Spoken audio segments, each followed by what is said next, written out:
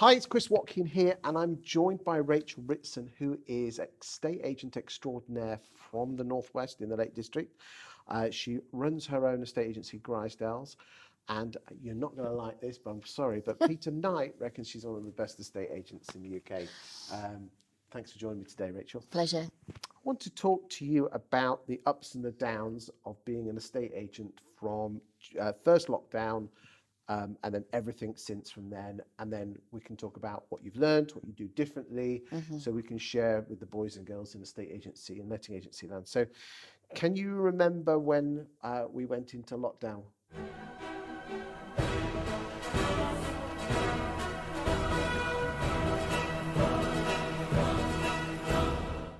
Certainly can, because I can remember Boris's announcement, and then I'm getting all these WhatsApp coming through from the team going, what are we going to do? What are we going to do? And I remember getting a whiskey that night and not sleeping very well. So I do remember that, yeah. A lot of people said they were basically scared what's name because you didn't know what the hell we were doing. And Yeah, I mean, we'd experienced crisis management previously. The office had flooded twice. First time we were under 6 foot of water. It was like the whole office had gone round in a tumble dryer, and that was teams were displaced. The whole, you'd got a town that had got property flooded. They wanted property, so we had this surge in demand, and yet we weren't up and running ourselves. So I'd experienced sort of crisis in that way. and had those crises help you with this crisis?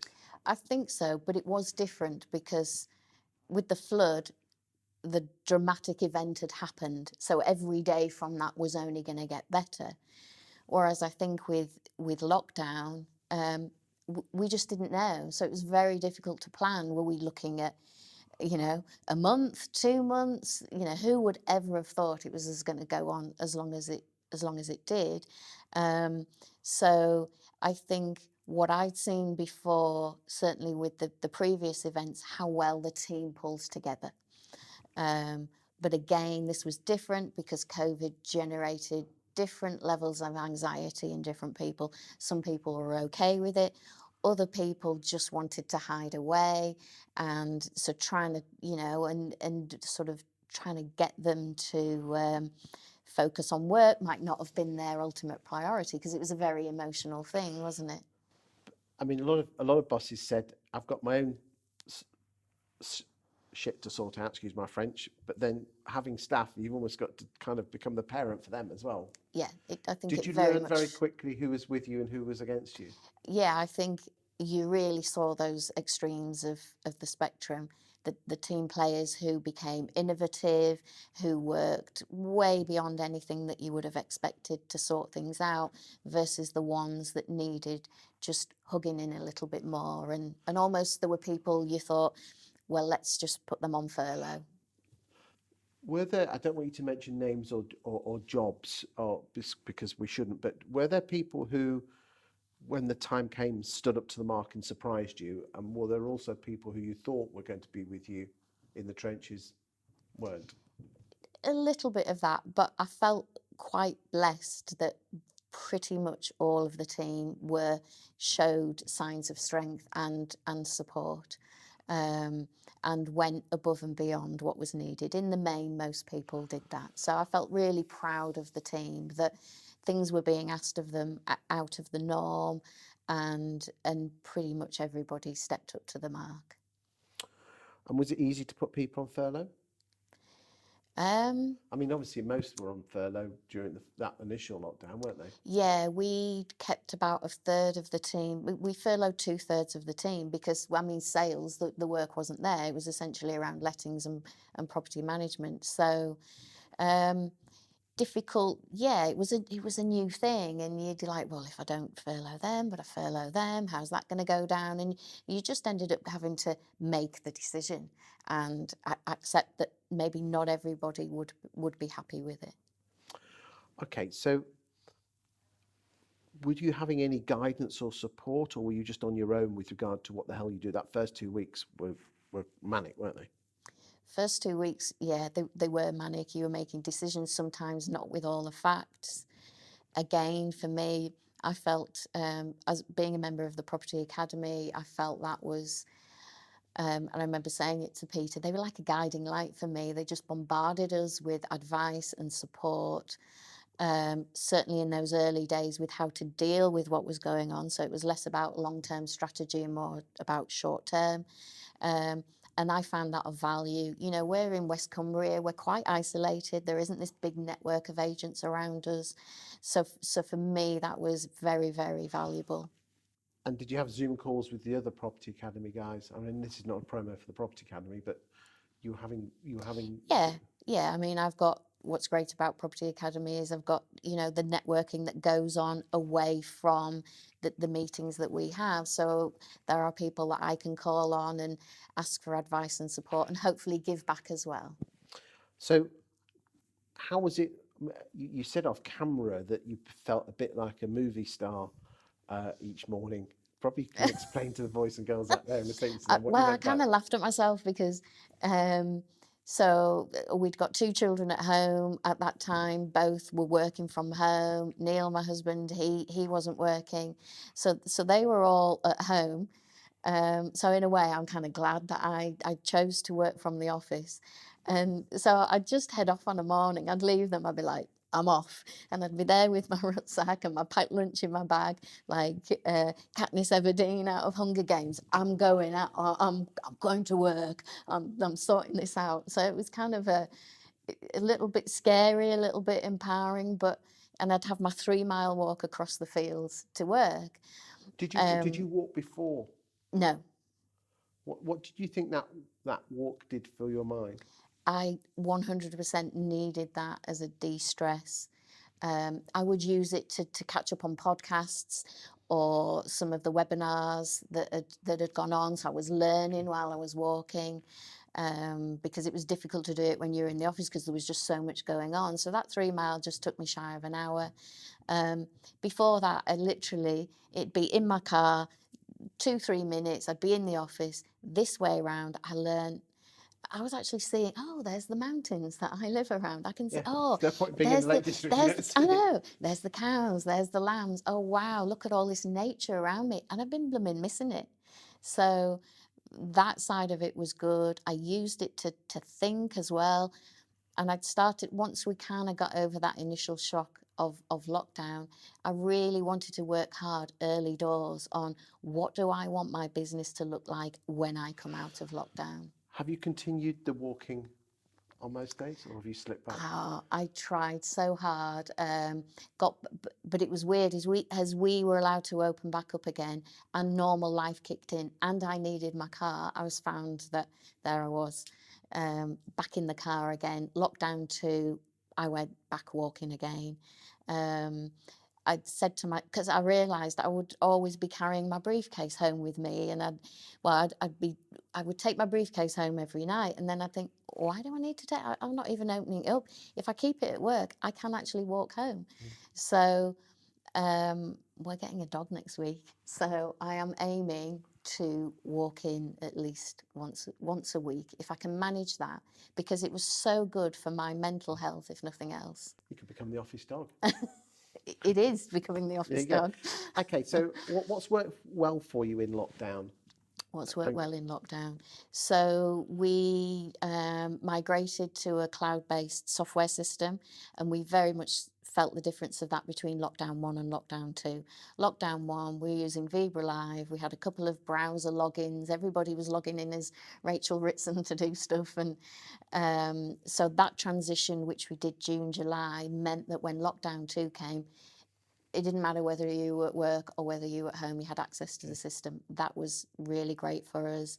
Obviously, the video viewings, etc., and just taking more control of the diary.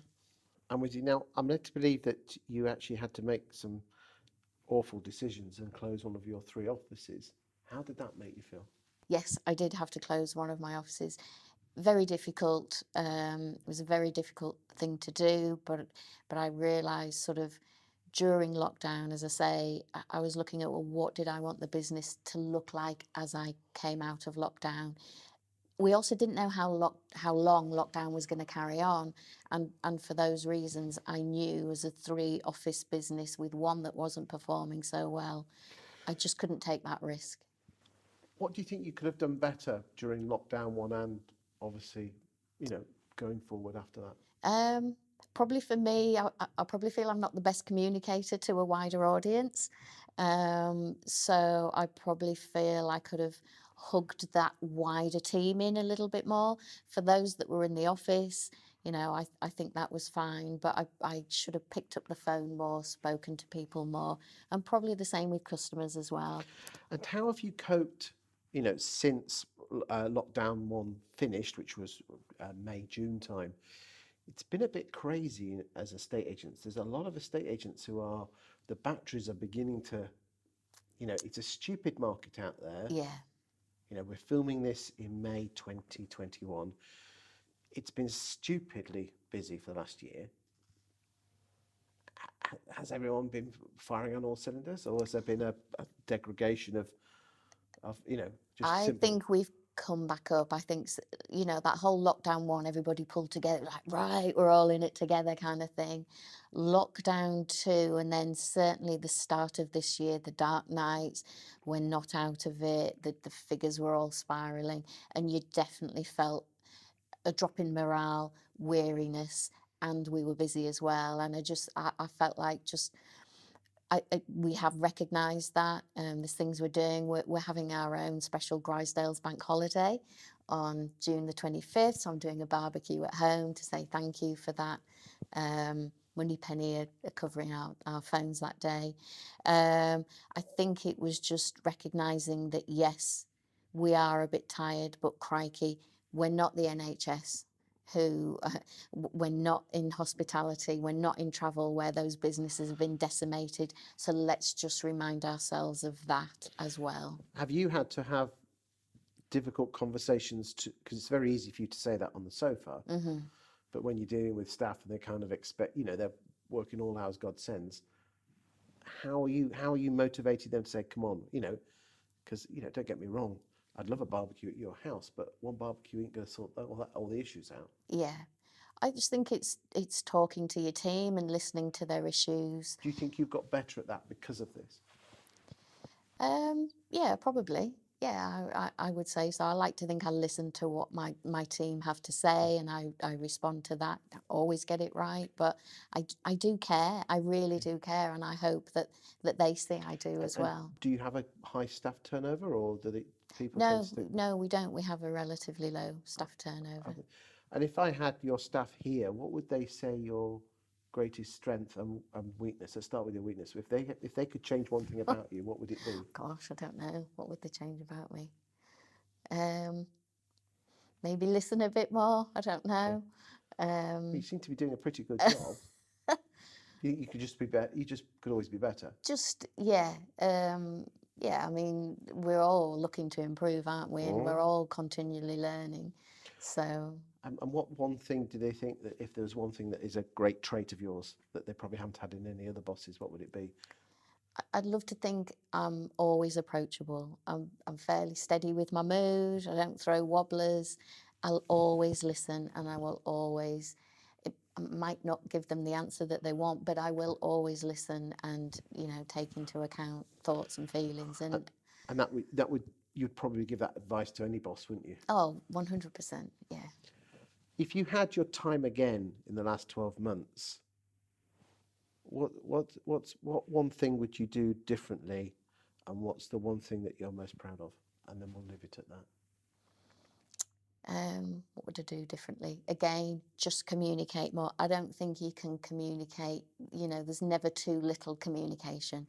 So that for me is something that I would like to work at. I'm quite shy. I'm naturally a behind the scenes person. So for me, more of that. What am I most proud of? Seeing the team through and feeling like they are on board and they're with me and they do want to be part of the journey. So, I mean, it's been a difficult time, and everybody's experience has been different about lockdown.